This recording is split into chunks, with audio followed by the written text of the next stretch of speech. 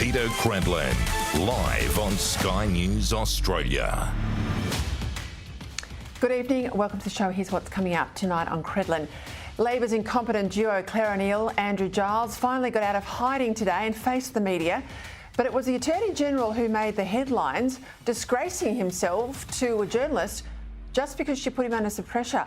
I'll take you through exactly how it played out in a moment. National Cabinet has today agreed to restructure how the NDIS operates and how it is funded, because it's unsustainable, as you know, and is being rorted to the tune of millions. More on that shortly.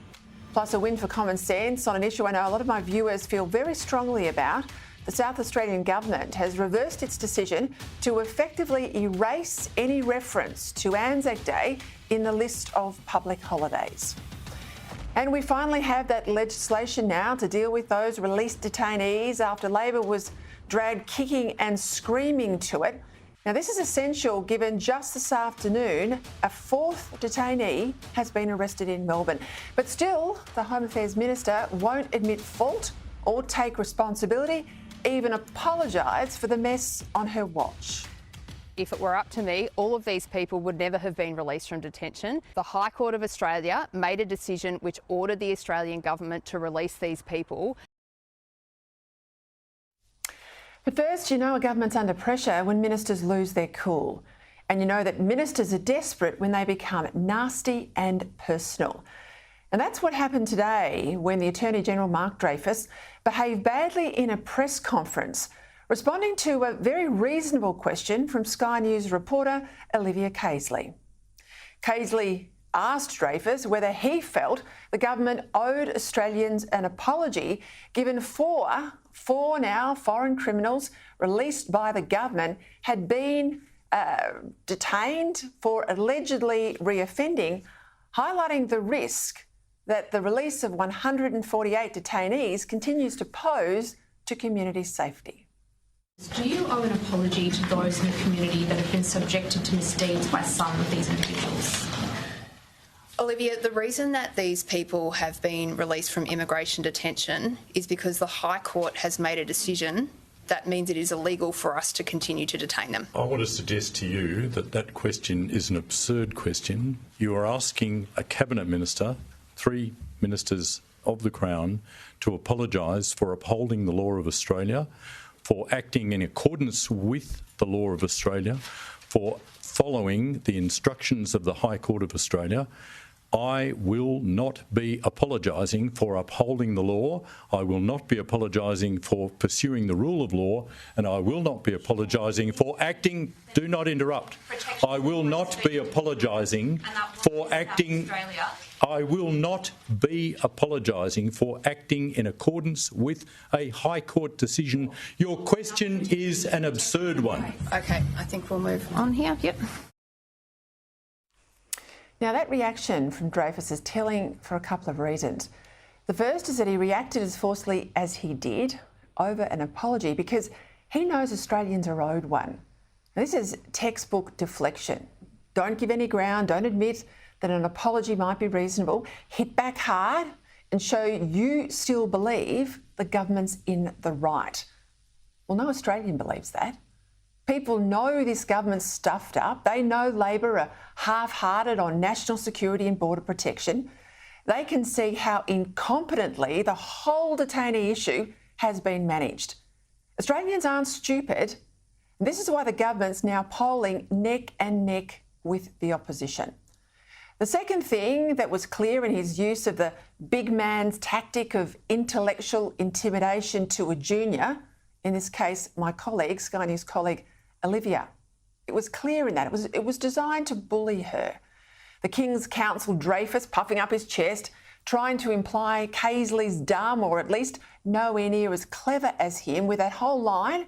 I want to suggest to you, he said, that question is absurd. It's designed to make junior journalists like her think twice about asking tough questions of the suits behind the lectern. Now, what struck me most during that spray was his reaction mid-question to this. And I will not be apologising for acting. Do not interrupt. I will not be apologising for acting. I will not be apologising. Do not interrupt? I mean, you're kidding me. I've witnessed hundreds of Canberra press conferences, and getting interrupted, well, that's a given. But that hit back at Kaisley wasn't about her interrupting him. It was about using her as a public example of what happens to any journalist from here on in who wants to keep going hard on the issue of detainees and all the legal detail. Because that's the whole reason there were 3 people in that press conference today. It was so that Dreyfus could run media interference and try and protect the 2 hapless ministers with him, Home Affairs Minister Claire O'Neill and the Immigration Minister Andrew Giles. Both had hid from the media yesterday when the child sex detainee was arrested. And today they had the bully boy Dreyfus there in the vain hope that Labor can shut this issue down and make it all go away before Christmas. And they have to do that. Otherwise they can't reset. Otherwise they'll start next year in the same poor shape they're finishing this one. Now it's worth adding here, Kaisley copped a whack today, not just because Dreyfus didn't like her question, but also because she's a Sky News journalist. Many in Labor don't like shows like this where we pull apart the detail of what happens in Canberra. They don't like the fact that we can read the play, that ex-staffers like me know what rock to look under to find the truth. They blame us for the no vote in The Voice. They blame us for helping people understand just how much they have stuffed up this detainee issue. But if they think bullying our Canberra bureau will get us off their back, or journalists like Kaisley to cower, well, they better think again. This is not the first time Labor men have targeted Olivia Kaisley. I know you're trying to ask a question, but the question is so dumb it's hardly worth an answer. You know, Sky News, you've got to dust up your reputation to be on Sky News, you know, and you're probably doing your best to do that.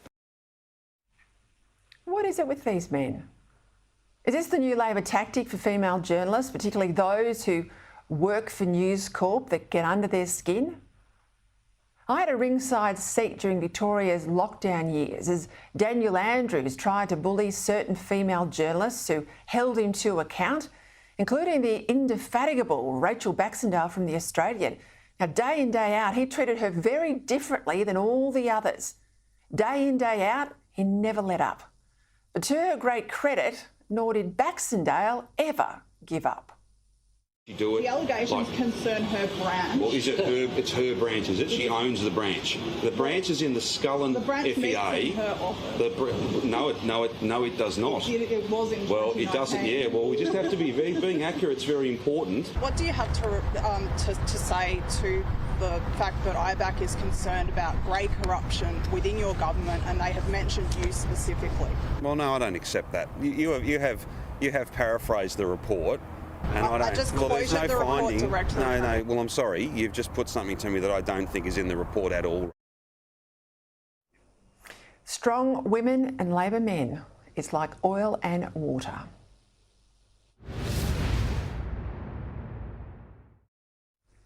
Well, let's go to Canberra now. The woman of the hour, Sky News political reporter Olivia Kaisley.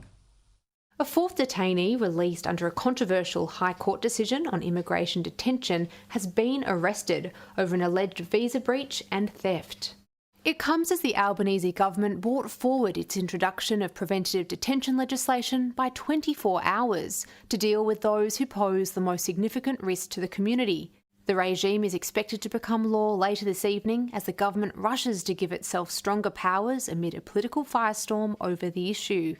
I ask on the preventative detention legislation, how many of the released detainees will you make immediate applications for to the court? We've already begun working through the worst offenders to make sure that we can do everything we can to keep the community safe, ensuring, of course, that we are putting in place effective applications to the court, which involves, as I'm sure you would appreciate, working very closely with the states. We're going to run an orderly press conference here, please. They're facing strong criticism for not being prepared for the High Court's decision. And meanwhile, the community does need to be reassured that this government has got this in hand, and they're not getting that impression at all. The states have won a temporary extension to the GST top-up payments in exchange for paying more for disability services. The price of the NDIS is ballooning, set to cost $100 billion by next decade. The Commonwealth is eager to limit that growth to 8%.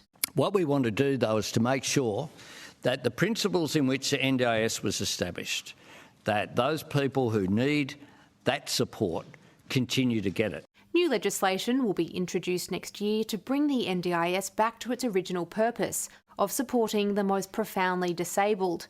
The full details of the sweeping review into the scheme will be released on Thursday. All right, lots to get through. Joining me now, Herald Sun columnist, senior writer Patrick Carline, and Sky News host Caleb Bond. Gents, welcome. I'll start, of course, with our press conference today involving the Attorney General Mark Dreyfus and the hapless duo O'Neill and Giles. Our Sky News colleague Caleb, she copped a big spray.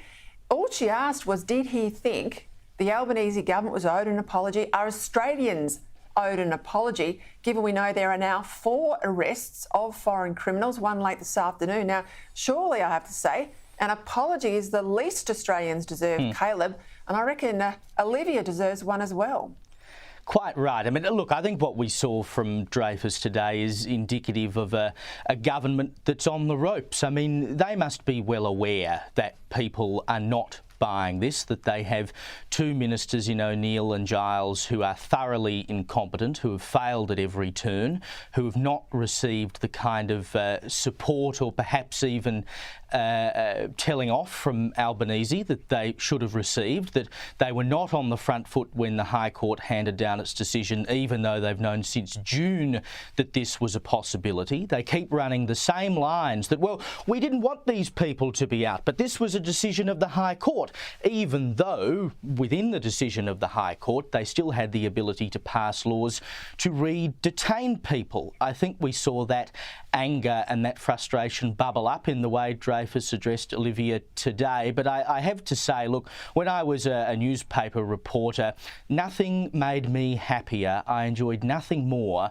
than making people angry. And I suspect that's exactly how Olivia felt today, because you know when you are making people angry that you are doing your job correctly, because they don't want to answer your questions. Well, Patty, you've been a journo for a long time. I'm not claiming special victim status for Olivia here. She's never played that card at all. But I watched that press conference. I played a little bit earlier, the 1-2 where she took on Paul Keating.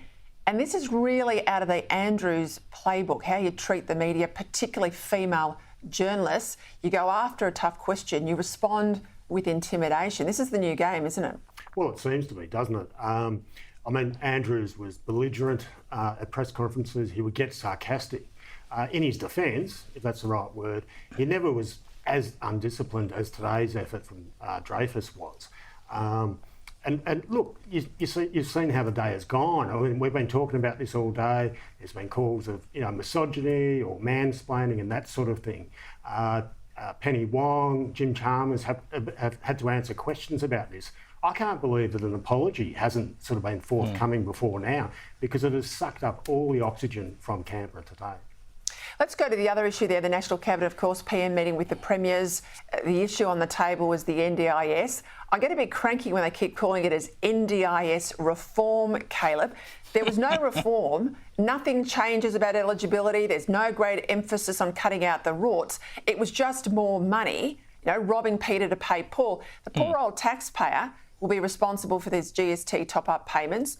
The states are cost shifting. That's why the NDIS is growing as it is. And we know within a decade, it will be close to outstripping what we spend on defence. So it's a bit of a pea and thimble trick today.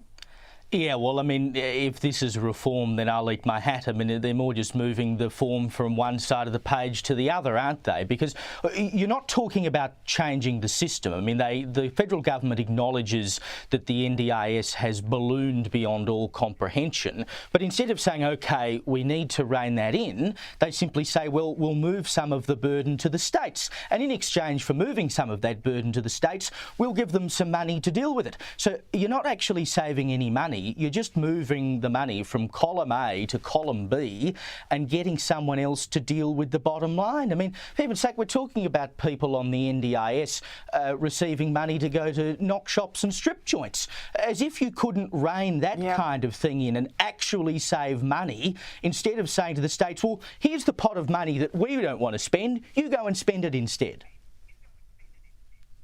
Let's go to Australia Post, because we learned today, for the first time in 200 years, they will now stop the daily delivery of letters.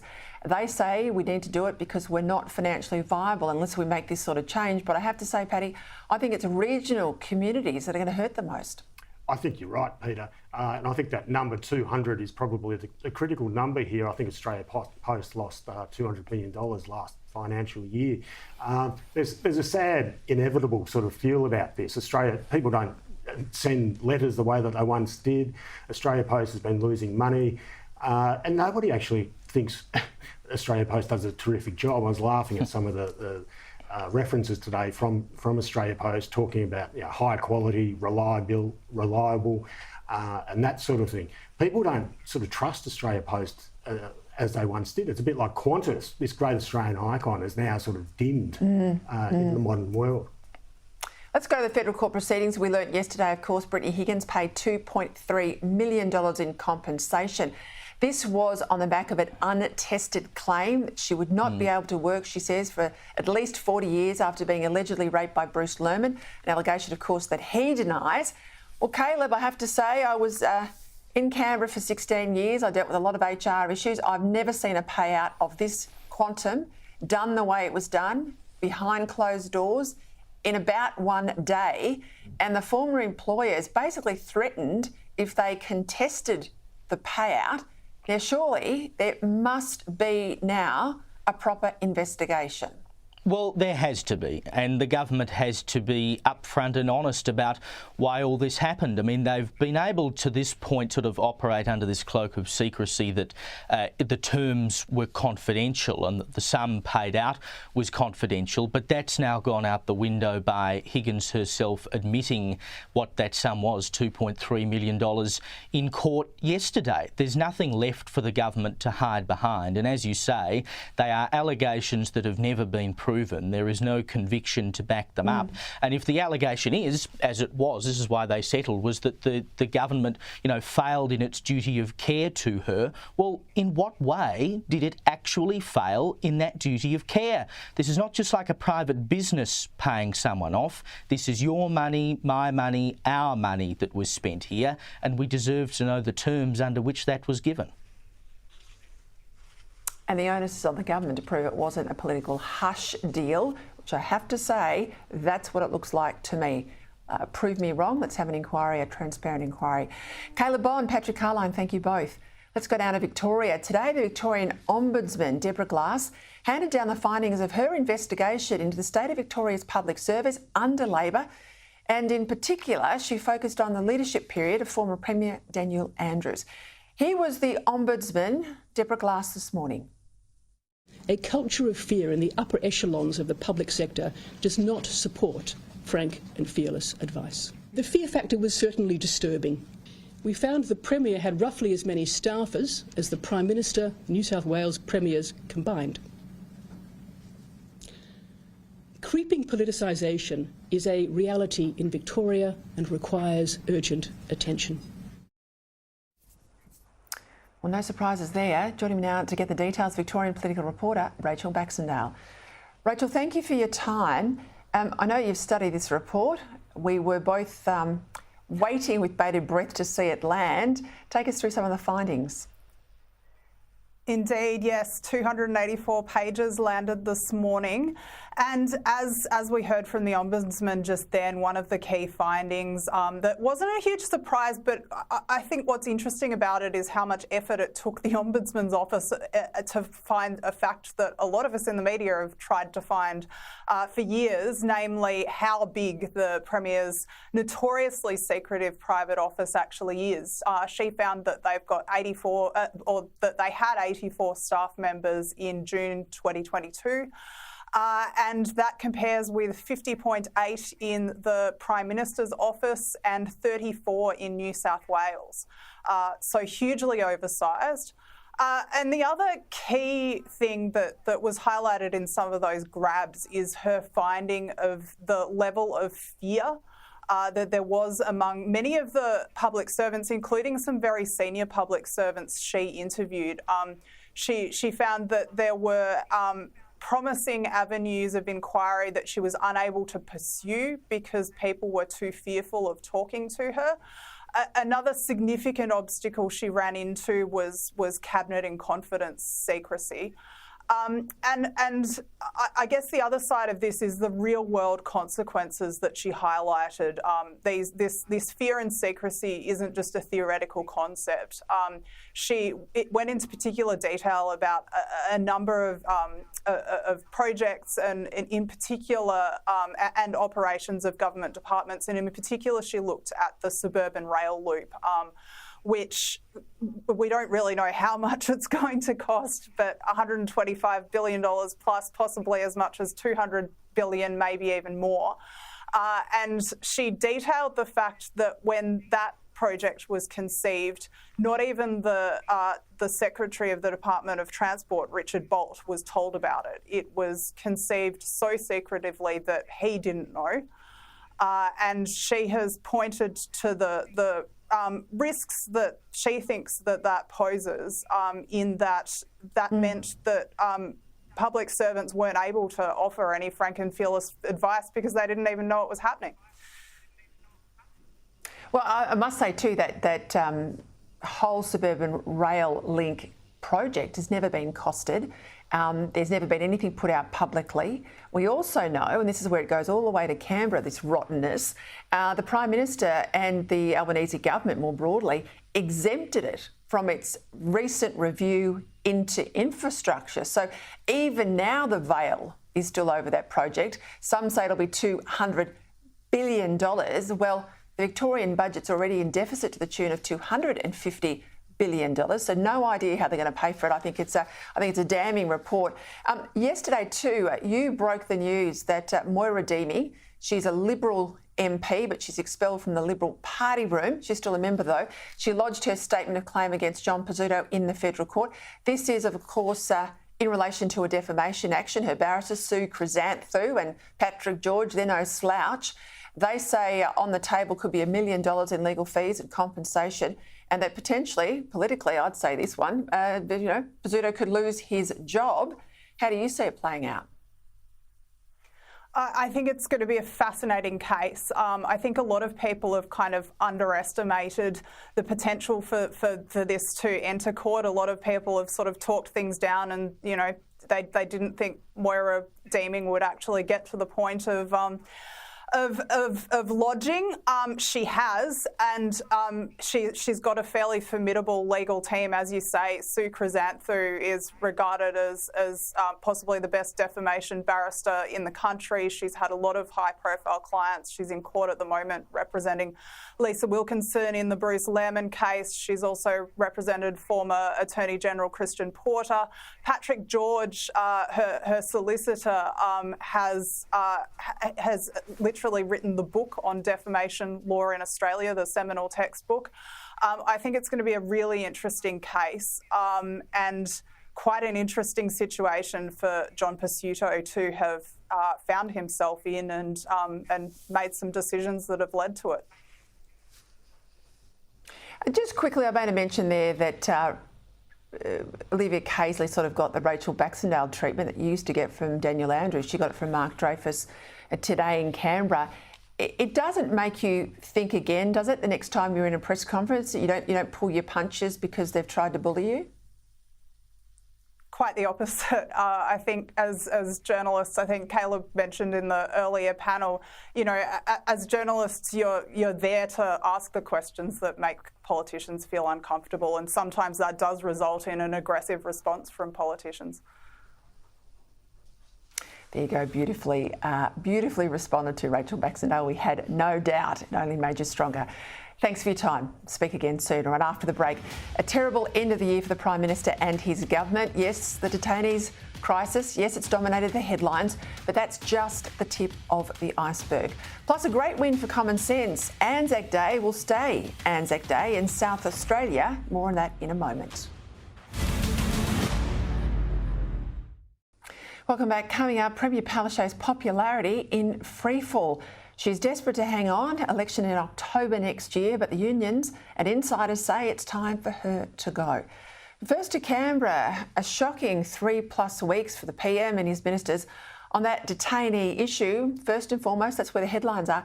But it's a mistake to put it all down to just that issue, because it's bigger than that. It's cost of living and all those broken promises. It's sky-high migration. It's getting it so wrong on The Voice, and it's pushing forward with unachievable climate targets that are sending power bills through the roof and industry and jobs offshore. Joining me now to discuss this and more, the Australian newspaper's foreign editor, Greg Sheridan. Greg, thank you for your time. I thought this was a good opportunity to sort of just look at the year. We're at the halfway mark in this term, the first term of the Albanese government. They're in trouble, aren't they? Yes, Peter, I think they're in quite a lot of trouble. It's certainly not terminal. The next election is a long time away, and politics is intrinsically unpredictable nowadays. But they're in a lot of trouble. You know, your viewers would be astonished to know that 1,000,000 years ago I used to play soccer at the dizzy heights of the Amateur League 3rd Division, and every now and again in a game the side would somehow or other lose its shape. And you just find yourself all over the field, out of position. You could never regain your shape. It seems to me the Albanese government has just lost its shape since the Voice referendum was defeated. That exposed such bad judgment on the part of the government. Its priorities were not the priorities of the Australian people, and it couldn't sell anything. You know, somebody said to me the other day, the Albanese government couldn't sell fresh fish to starving seals. And it really needs a basic reset. My analysis of the problem is that it's all PR and no substance. I mean, this is particularly true in the area I'm concerned with, defence. Everything is an announcement, diplomacy, a trip. You know, fabulous. Richard Marles loves defence diplomacy like Linda Reynolds did, but nothing actually happens. And I think people are wise to that now. And the government. And the other thing is, everything you said about Mark Dreyfus today is true. He looks as though he should be one of the adults in the government, but the slightest bit of pressure and they have a nervous breakdown. I mean, dear God, what would ever happen if there was really a national security emergency under this government? Let's go to your day job, foreign editor business. Fighting resumed, of course, this week in Gaza. We saw that report too, I think it was late Friday it broke, maybe Thursday night it broke. I certainly reported on it. The New York Times story that Israel was warned about the potential attack about a year ago. The conclusion was that the intelligence agencies didn't think it was plausible, so didn't react. I don't know how accurate that is, though.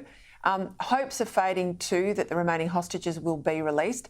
And of course, around the world, we heard this Tuesday that Jews are being warned that places like Australia are no longer safe from anti-Semitism. Give us your sense of where things are headed, Greg. Well, this is a very grave moment for the world, Peter. The world is trying to put pressure on Israel to stop its operation. Israel must eliminate Hamas. Otherwise, Hamas has had a great victory. If Hamas stays in power in Gaza, no matter how much suffering it inflicts on the ordinary people of Gaza, it has had a great victory. It's inflicted the most obscene atrocities on Israel in its modern history, and it's stayed in power. And that would embolden Hezbollah and the Houthis and the Syrian and Iraqi militias and Iran. So Israel is facing a genuine existential threat. I do think it was undeniably an intelligence failure by the Israelis, and they have to deal with that in their own society and their own politics.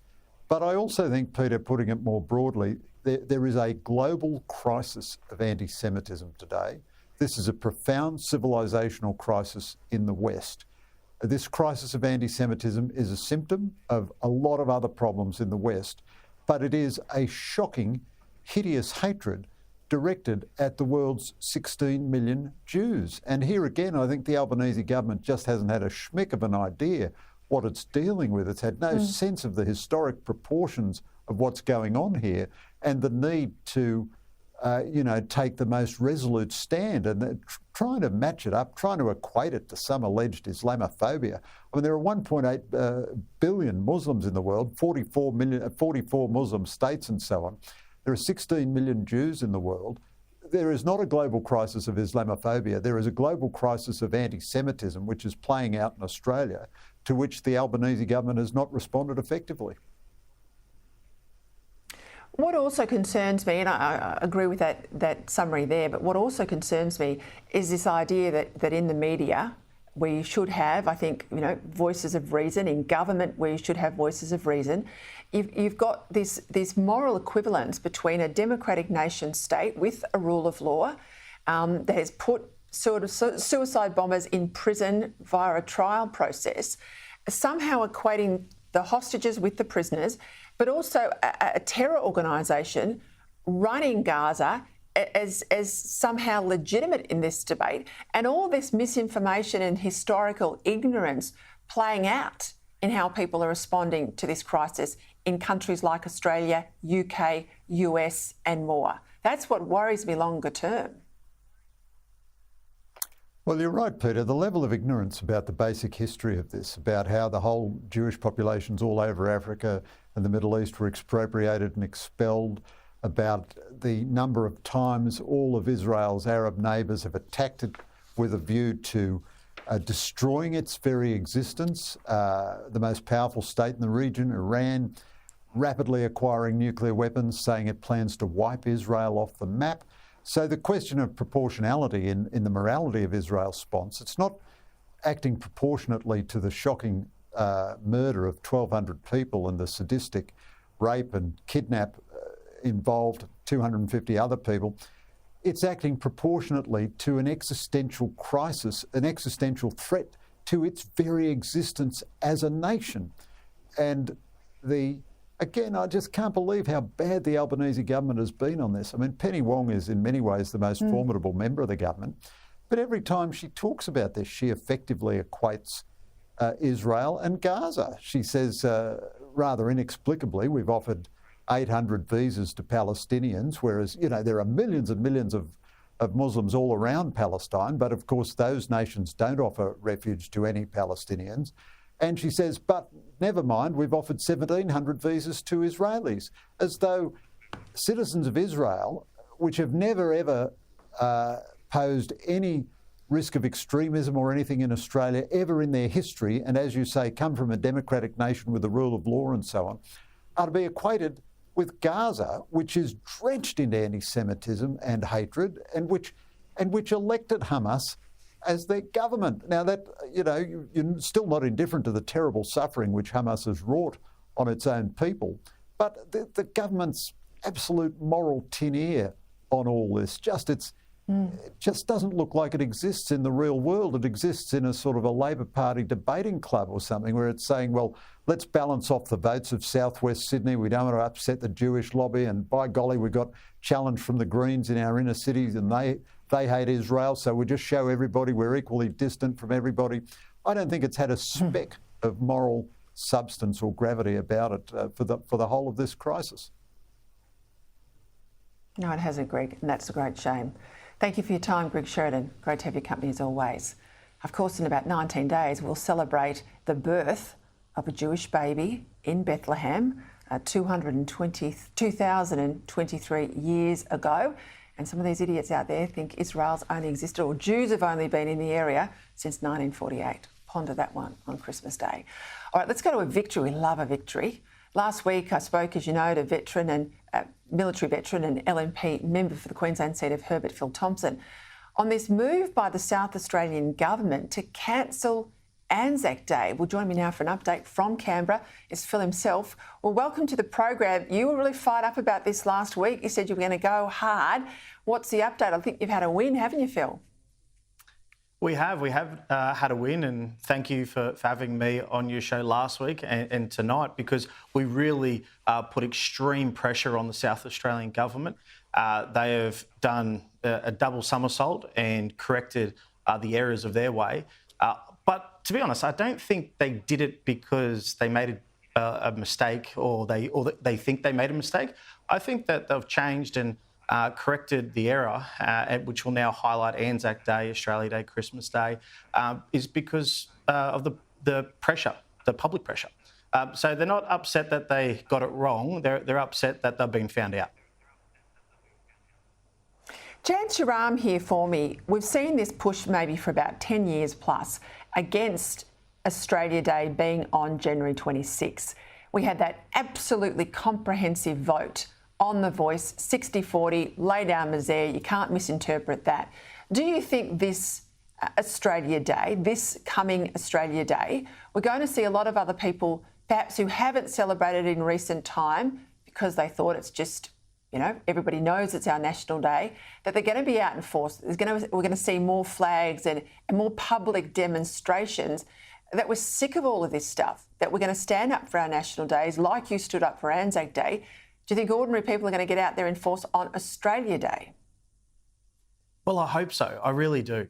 I want to see people celebrate Australia Day. I want to see this nation standing side by side with everyone, regardless of where you've come from or if you've lived here your whole life, to stand side by side, if you're having a snag, grabbing a beer, talking about all the good stuff that is our nation, and celebrate, because we are a very lucky country and we have extremely good values, and we shouldn't be shying away from our National Day. And I hope that the streets are filled with people celebrating, having a good time and catching up with their mates.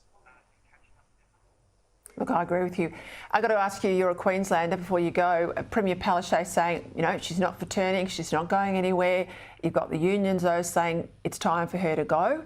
There's destabilisation internally. People are speaking off the record, saying she's you know, we need a new face to go to the campaign, her time's up. Someone the other day inside the right faction was actually in the media saying that she's got to dump her vanity project, that's the Olympic Games, put the money, they say, into cost of living. Give us a sense, she's on her way out, isn't she? Oh, I think she'll way out. She wants to be the longest serving Labor Premier. The arrogance just oozes off Premier Palaszczuk. She'll want to wait this out, even if the Sharks are circling. And I doubt she'd be sensing that there's any big issue. She's been in this place before, but you know, I can't see her wanting to go anywhere. But her people are telling her that she should leave. But I think she wants the statue, right? She wants to be the longest serving Labor Premier and go off into the sunset when David Crisafulli wipes the floor with the Labor Party at the end of next year. We will see. Phil Thompson, thank you. Well done on your week. Veterans around the country will look to your example. Let's hope no other state tries to do what South Australia did as well. All right, after the break, another major education report. This is a global report that shows a long-term slide in Australia's educational outcomes. Plus, you won't believe how much some members of Victoria's new Indigenous treaty body will be paid. Welcome back. We'll shortly be joined, as we are every Wednesday, by Kel Richards for his Words of the Week. But first, the latest results from PISA. That's the world body that ranks education systems. Well, they came out overnight. They show that Australian teenagers have fallen almost 2 full academic years behind students who went to school in the early 2000s. And it also shows that nearly half of our students fail to reach national standards in maths and reading. This is shocking. Joining me now to discuss it, my panel, John Roscombe from the Institute of Public Affairs in Nick Cater from the Menzies Research Centre. Gents, I have to say, every single time we get these international rankings, and there's a few different models out there, John, every time they come out, it gets worse and worse and worse. But I mean, this PISA set of numbers this time are about the worst ever. That's right, Peter. I've been involved in education policy now for some 30 years, and when we don't focus on outcomes, when we don't listen to parents, when we don't understand how children learn, which is actually to be taught, and we focus on politics, we only focus on inputs, then these are the outcomes that we're going to get. It is a national scandal, and I only wish as a parent that we spent 1/10 of the time that we spend debating climate change and net zero and devoted it to the real future of our children, which is education. I want to go to some Indigenous issues because I think we need to focus on this if we can, Nikita, before we get to the end of the year, because in the immediate aftermath of the Voice, the Prime Minister was put under question in the Parliament on the issue of the Indigenous Treaty, his Makarrata Commission, and he sort of duck-shoved it. You know, he said, oh, the Indigenous leadership, I need to talk to them, they're all mourning, I'll come back to it, which he never did. So we know that the Minister, Linda Burney, says there's going to be regional and local voices. As I said, Makarrata, the Treaty Commission, is still in the budget. There's millions of dollars still allocated to it, doing work, despite the Voice result. And the head of the public service, a guy called Glyn Davis, he's the head of Prime Minister and Cabinet, he's out there yesterday talking to a whole lot of Canberra bureaucrats saying, we're really going to keep pushing on with this. You know, we're going to push on with this idea of basically giving funding, budget money to individual, local, regional, Indigenous bodies to spend because they think they could perhaps spend it better than government in Canberra. That might be the case, but it's like the Voice never happened.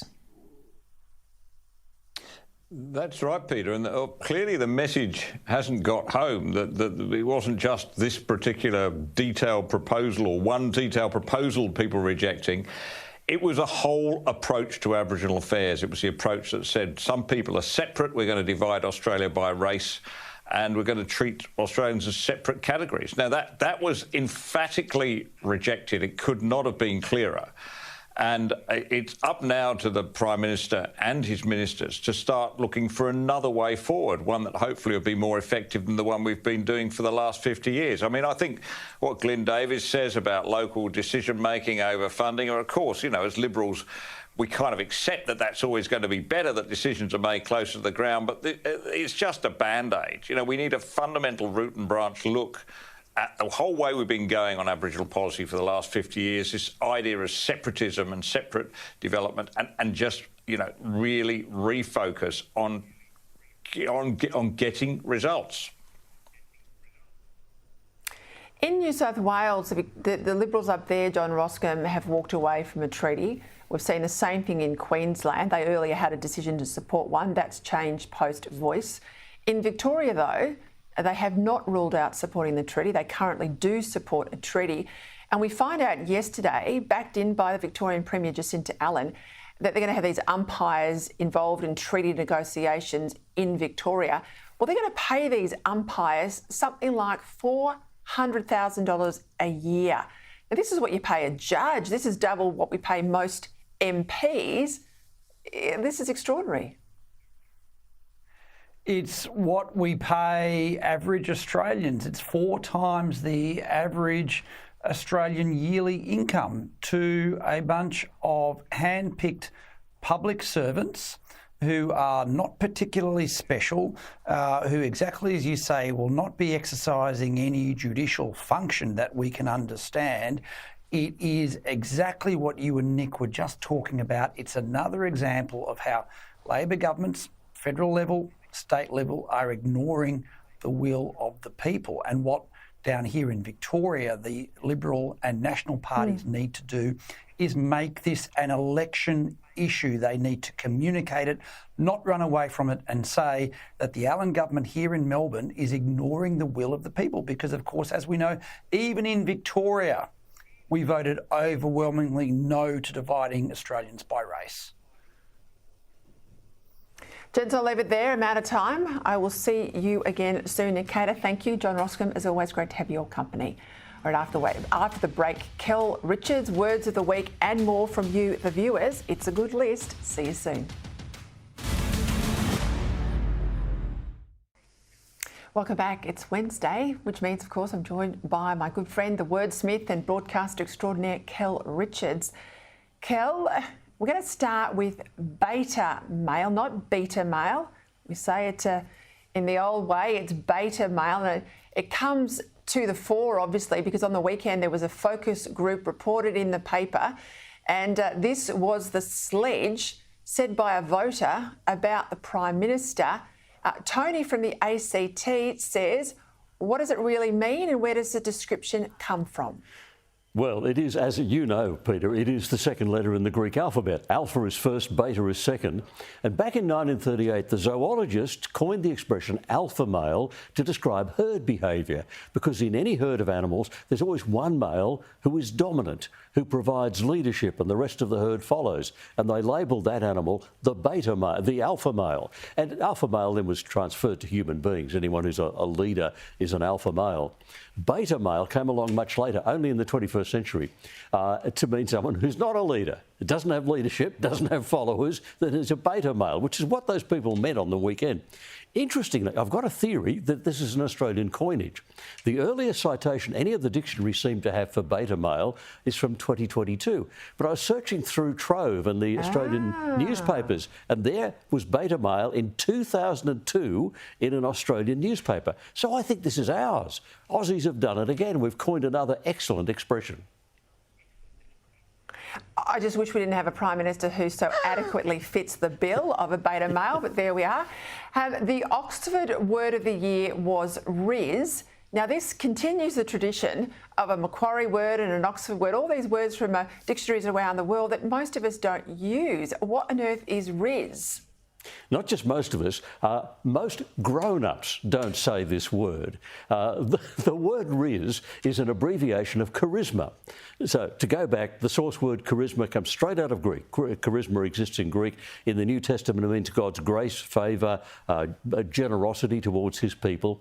And then early in the 20th century, charisma started to be applied to human beings. So someone who had a bit of a sparkle, who attracted and enthused followers, could be said to have charisma. Elvis on stage might have charisma. John F. Kennedy had political charisma. But it's a three-syllable word. And Gen Z gave up on using three-syllable words some time ago. So they had to boil it down to riz, which is not only a one-syllable word, it's an absurd reduction of charisma. Now, why Oxford chose this, I don't know. I mean, why on earth did they choose this odd word which no grown-ups use and make it their word of the year? I'm sorry, they go in the naughty corner alongside the Macquarie Dictionary. They're a lovely dictionary, the Oxford, but they didn't get this right. One of our viewers, Fotini, wants to know where the expression comes, and we'll be doing it a lot going into Christmas at all the parties we go to. Chin chin. You know, when you go to toast, before you take a drink, chin chin or cheers. Where's chin chin come from? Oh, it's an old Chinese expression, and it's simply a very anglicised version of the Chinese word. So it was used as a greeting in China. I gather, I am told, I've never seen it done, that it involves putting your hands together and I think shaking them a bit while saying chin chin as a respectful way of greeting someone. Borrowed into English in the 1600s, and then over time just gradually evolved to become the kind of greeting that you use when you're having a drink. So a bit of Chinese in the English language, very useful too at Christmas parties. All right, well, I've never seen a Chinese, they throw down their drinks, their Mai Tai, whatever it is, pretty fast. So anyway, storm in a teacup. Kim and Greg want to know, where does this expression come from? Well, it's obviously a jocular expression meaning a disturbance in a small space. Apparently, it comes from a line in Cicero. It comes from a bit of Latin. Cicero has got it turns up in English in the 1500s, and what the linguists think is it was borrowed out of a line in Cicero where he talks about a simple place becoming a storm or something along those lines, and it's a very I was going to say translation of Cicero, that's unfair. It's a very rough sort of summary of what Cicero was saying. And in English, it came in as a storm in a teacup back in the 1500s. So there you are, a bit of Latin. We've had a bit of Greek, a bit of Chinese, a bit of Latin tonight. Well, here's another one that comes up around Christmas time, certainly New Year's Eve. Ray wants to know the expression cut a rug. Where does that one come from? From America, from the Jazz Age, from the 1920s and 30s, and all it meant was the fear that people would be dancing so vigorously they would make marks in the carpet. Now, when I looked it up and discovered that was the origin, what really baffled me is, why is anyone dancing on carpet? I just think that's quite bizarre, but maybe they did in the 20s and 30s. I think it was a rug and they rolled it up and then they were on the wooden floor in those days. Wall-to-wall carpets, they weren't in vogue then. Last one, Prue, knee high to a grasshopper. Where's that one come from? another nice little jocular expression just to say someone is short. And it is, as it looks, American. And you would have thought they would have coined this in, you know, the 20th century. The interesting thing is how old it is. First recorded 1724. So a very old expression. So the Americans were coining odd expressions like this as long ago as the 1700s. I said to my team this morning, I want a good go with Kel. You got some terrific words, so we managed to get that in. Thanks, Kel. It's been terrific having you on the show all year. All right, after the break, you will be joined by Andrew Bolt. But that's it for me. I'll see you tomorrow night at 6.